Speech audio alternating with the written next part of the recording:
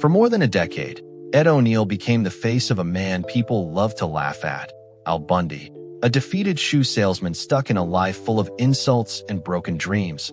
But behind that sarcastic smile was a reality far more complex, one filled with pressure, regret, and a strange overlap between the role he played and the life he lived.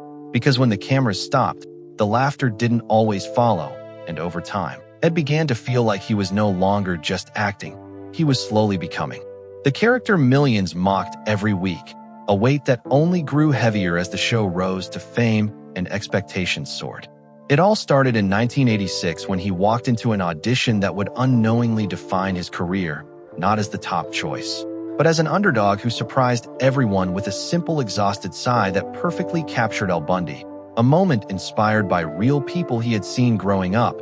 Yet even after impressing the creators, the network hesitated, unsure if someone without major star power could carry such a bold show. But when they finally said yes, the responsibility hit instantly, because this was not just another sitcom. It was a risky project for a young network trying to compete with giants. And if it failed, it could have taken his career down with it. As production began, early changes showed just how fragile everything was. The original actors cast as the Bundy kids were replaced after the pilot because the chemistry simply did not work, a harsh decision that Ed later admitted left him feeling guilty. But when Christina Applegate and David Faustino stepped in, the dynamic finally clicked, creating the iconic family audiences would come to know. Even though behind the scenes, pressure continued to build with every episode filmed in front of a live audience where every joke either succeeded or failed in real time.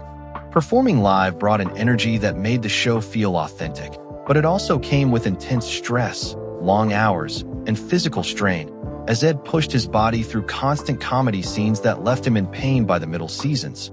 Yet he kept going, knowing the illusion of Al Bundy depended on his commitment, while moments of discomfort on set, especially during controversial jokes, revealed just how thin the line was between comedy and reality for the cast.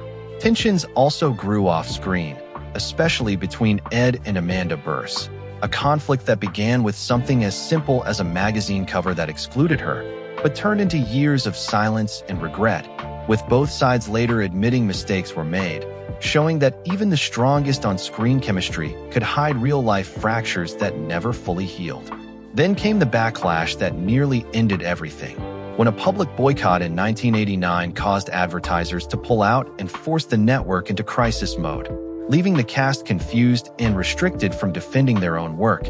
Yet instead of breaking the show, the controversy fueled its popularity, pushing ratings higher and turning criticism into unexpected success, though it also made it clear that fame often comes with a cost. Tragedy struck during the sixth season when Katie Sagal lost her baby, forcing the show to rewrite its storyline overnight, turning a hopeful plot into something deeply painful behind the scenes. And Ed later admitted that his silence during that time was one of his biggest regrets, a moment that revealed how difficult it can be to support others even when you share years of working closely together. After surviving years of pressure, conflict, and controversy, the show ended in 1997 in the most unexpected way, with no farewell, no final celebration, and no proper goodbye, as Ed discovered the cancellation from strangers rather than the network itself, a moment that left him feeling empty after giving more than a decade to a show that defined his life. In the years that followed, he found a second chance with Modern Family, a role that allowed him to step away from the bitterness of Al Bundy and embrace a more hopeful character. But it also gave him perspective, helping him understand that Al was never meant to be admired, but to reflect the struggles many people quietly face every day, hidden behind humor and frustration. Stories like this remind us that behind every iconic character is a human being carrying pressures we rarely see. And sometimes the biggest laughs come from the deepest truths. So if you want more powerful stories that reveal what really happens behind the scenes of Hollywood's biggest legends, make sure to subscribe to Hollywood Bulletin and press the bell icon so you never miss what comes next.